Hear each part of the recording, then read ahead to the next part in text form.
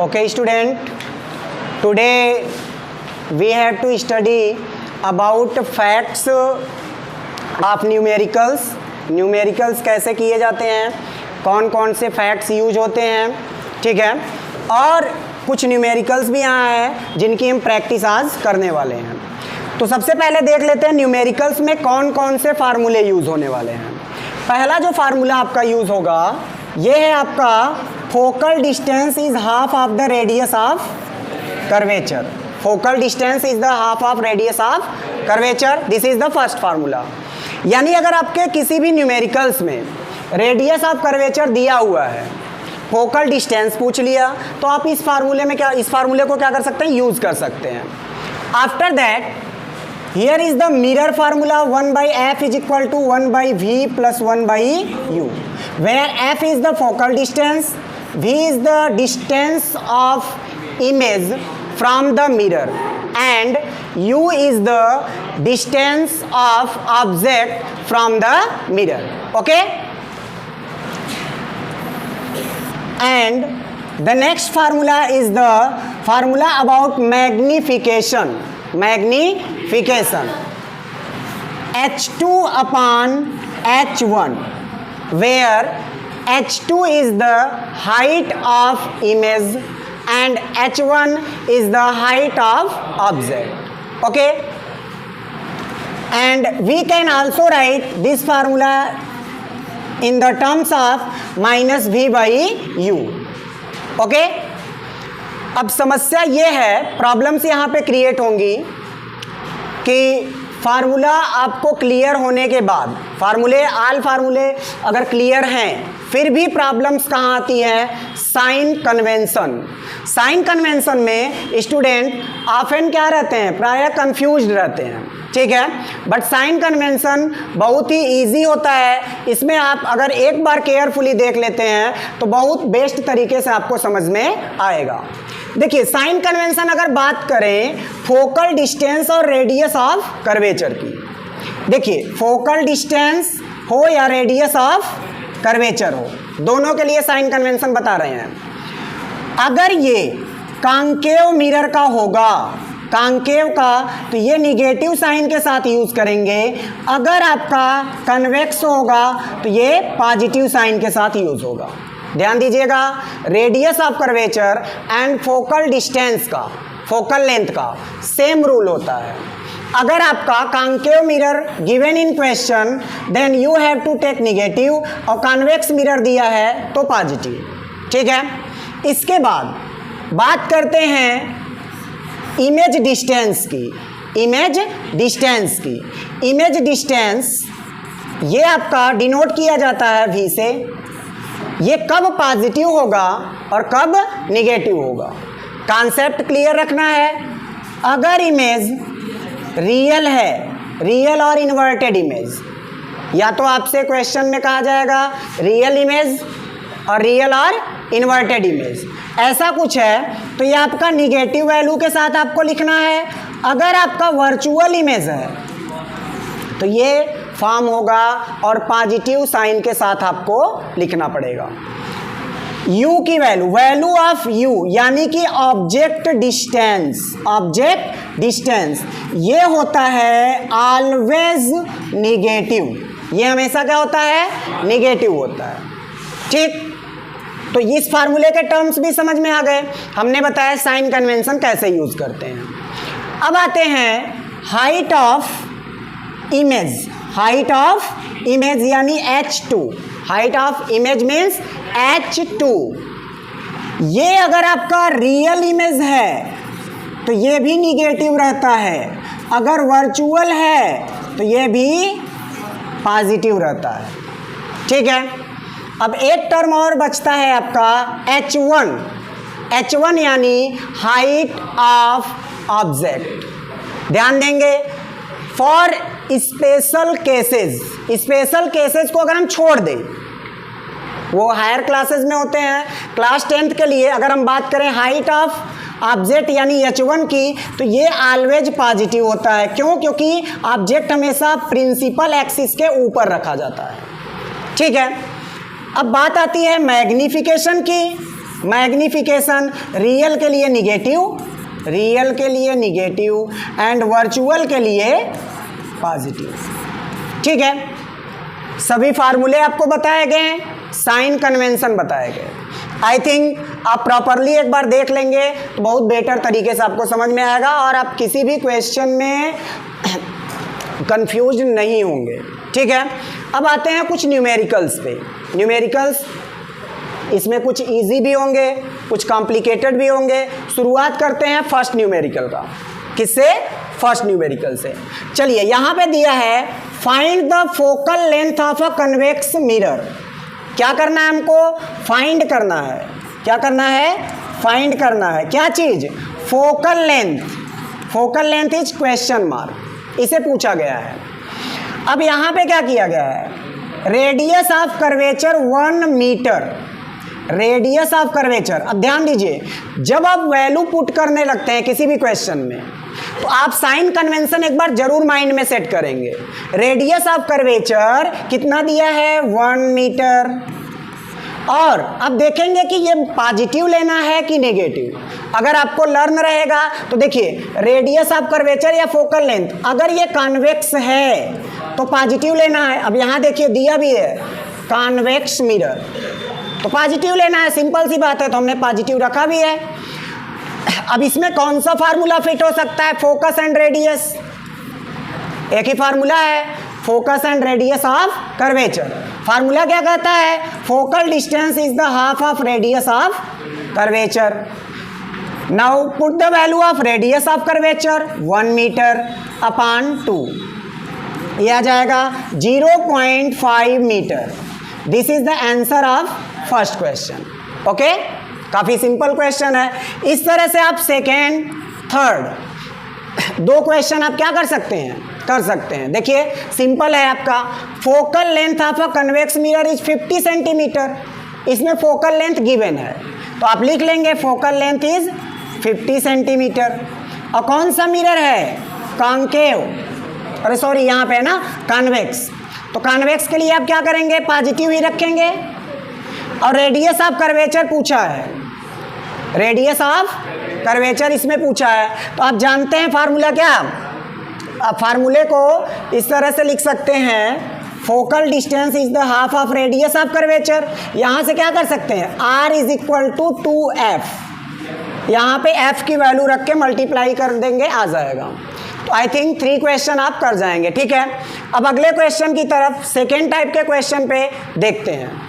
Second type के question को हम सॉल्व करने की कोशिश करते हैं, देखते हैं क्या प्रोसीजर इसमें फॉलो होता है।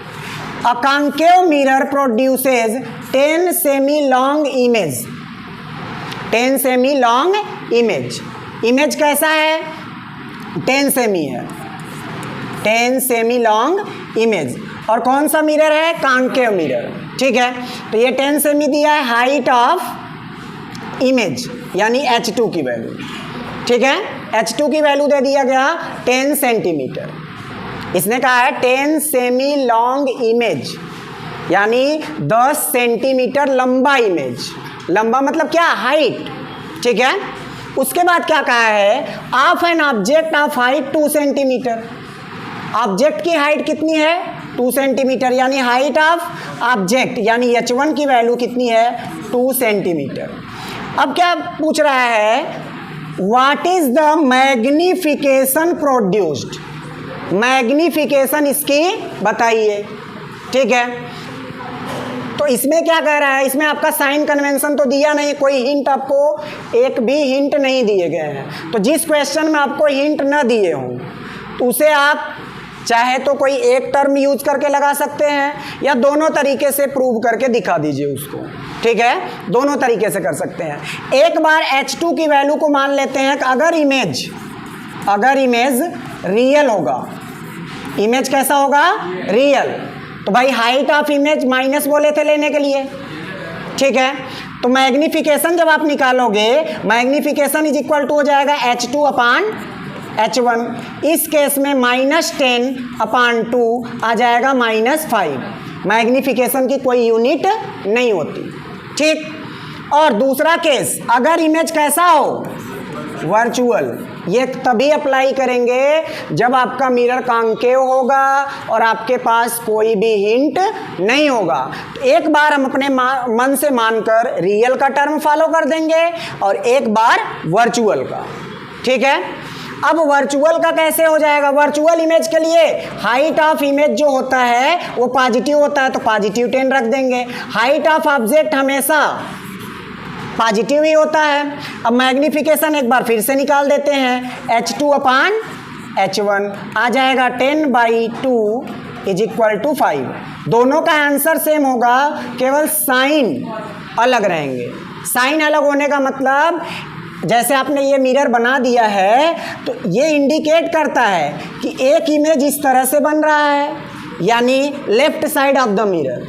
निगेटिव साइन का मतलब, क्योंकि साइन कन्वेंशन में आपने पढ़ा था all the distances below to the principal axis taken with negative sign. तो ये आपका साइन कन्वेंशन चेंज होने का मतलब यही है। और अगर पॉजिटिव आ रहा है तो इसका मतलब अपर अबव द प्रिंसिपल एक्सिस आप बोल सकते हैं। तो ये आपका कौन सा क्वेश्चन था? फोर्थ टाइप मतलब फोर्थ क्वेश्चन था। अब फिफ्थ पे देखते हैं। अब ध्यान दीजिएगा, an object 1 semi high, object की ये हाइट है। आप लिख सकते हैं height of object. Height of object कितना है? इसे डिनोट किससे करते हैं? h1 से। इसकी वैल्यू कितनी है? 1 semi. 1 semi is held near a concave mirror of magnification 10। Magnification कितना दिया है? 10। m की वैल्यू इस बार कितना दे दिया? 10। इसने पॉजिटिव निगेटिव ऐसा कुछ नहीं कहा है, तो आप चाहे दोनों केसेस अप्लाई कर सकते हैं, और अगर आप नहीं करना चाहते दो केसेस तो डायरेक्ट पॉजिटिव मान के भी कर सकते हैं, कोई प्रॉब्लम इसमें ज़्यादा नहीं है। तो m की वैल्यू पॉजिटिव 10 अगर दिया है तो हाउ टाल will be the image. Image कितना टाल मतलब कितना लंबा होगा, यानी कि h2 की वैल्यू पूछी गई है। h2 की वैल्यू पूछी गई है। अब मैग्निफिकेशन का आपने दो फार्मूला पढ़ा है। पहला फार्मूला कहता है m = h2/h1 और एक है -v/u। तो यहाँ देखिए कौन से टर्म सेटिस्फाइड कर रहे हैं? m दिया है, h2 पूछा है, h1, मतलब यही वाला फार्मूला हम यूज़ कर लें। मैग्निफिकेशन की जगह पे आप रख देंगे 10। h2 की वैल्यू नॉट गिवन, h1 की value 1 centimetre. Okay, cross multiplied 10 × 1 centimetre या 1 = h2, या h2 = 10 centimetre. This is the answer of question number 5। Okay, ये आपके दोनों क्वेश्चन एक ही पैटर्न पे, एक ही फार्मूले पे हैं। अब आते हैं थर्ड टाइप के क्वेश्चन पे।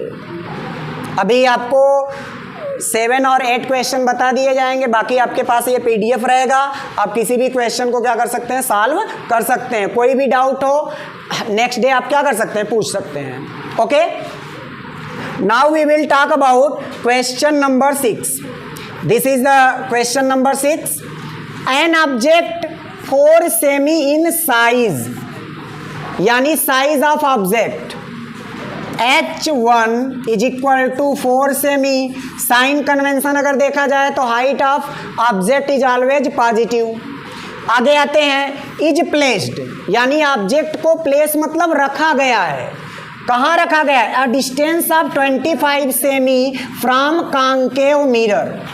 कॉन्केव मिरर से 25 सेंटीमीटर पे रखा गया है, यानी डिस्टेंस ऑफ ऑब्जेक्ट।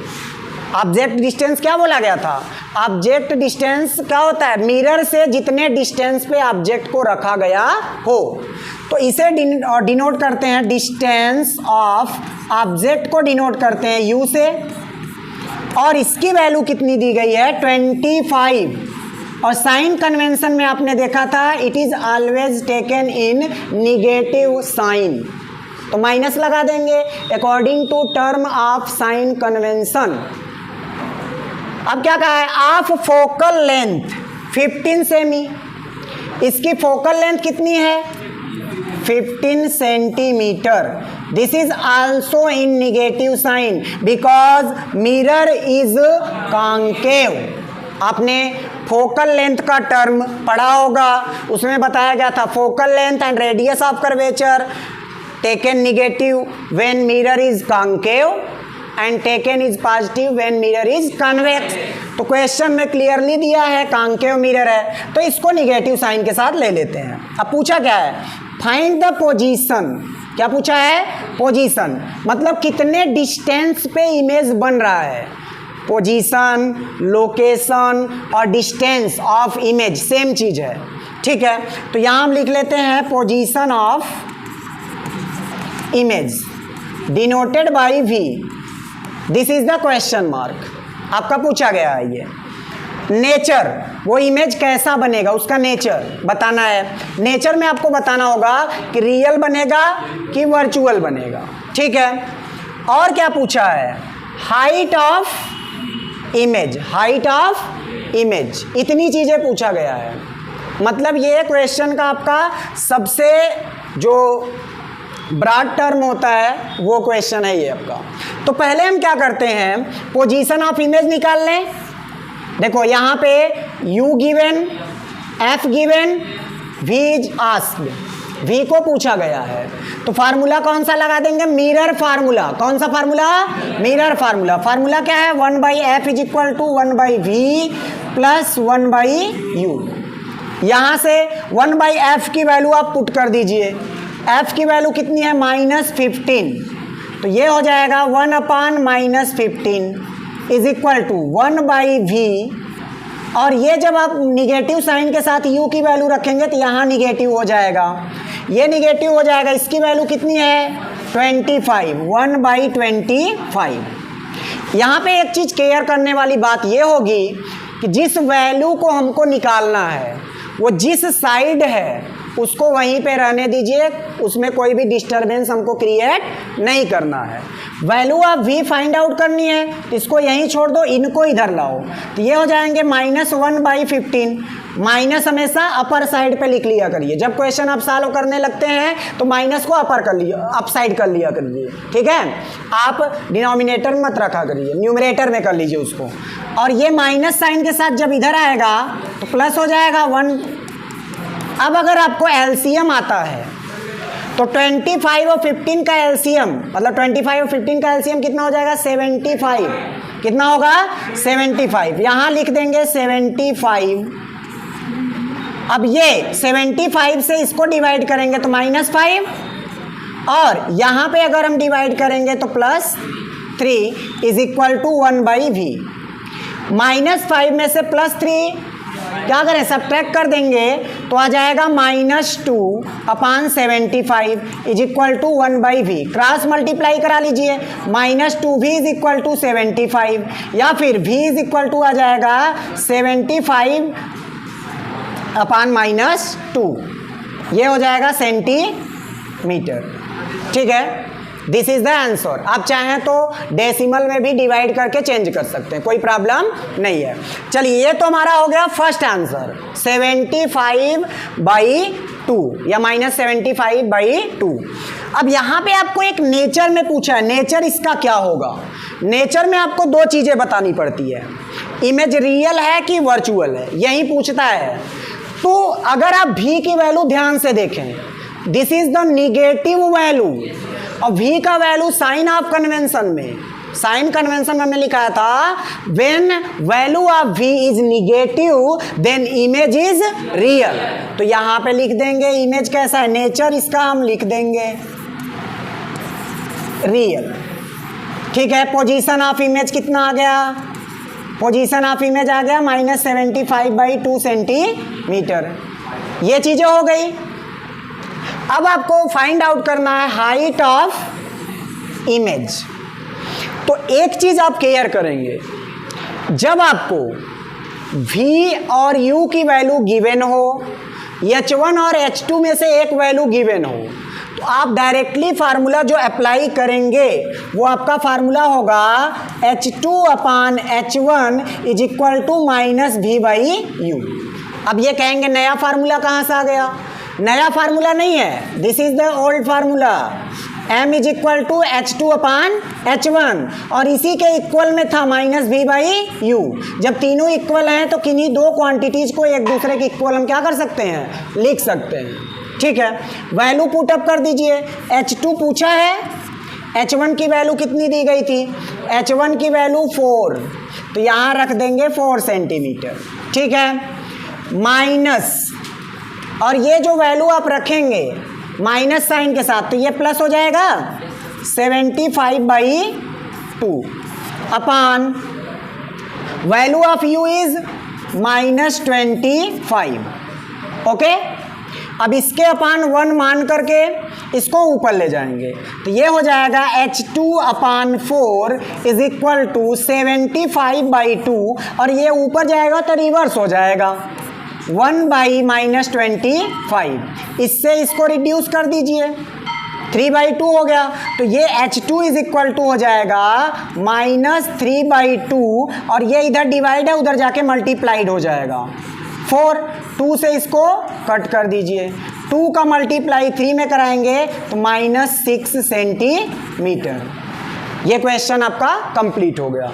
तो पूरा ये इस तरह से टर्म वाइज टर्म आप करेंगे तो निश्चित रूप से उसको अच्छे से कर पाएंगे। ठीक है, बाकी नेक्स्ट क्लास में आपको बताया जाएगा, जो भी आपके डाउट्स होंगे आप PDF अवेलेबल करा दिया जाएगा, आप उसको पूछ सकते हैं। ठीक है।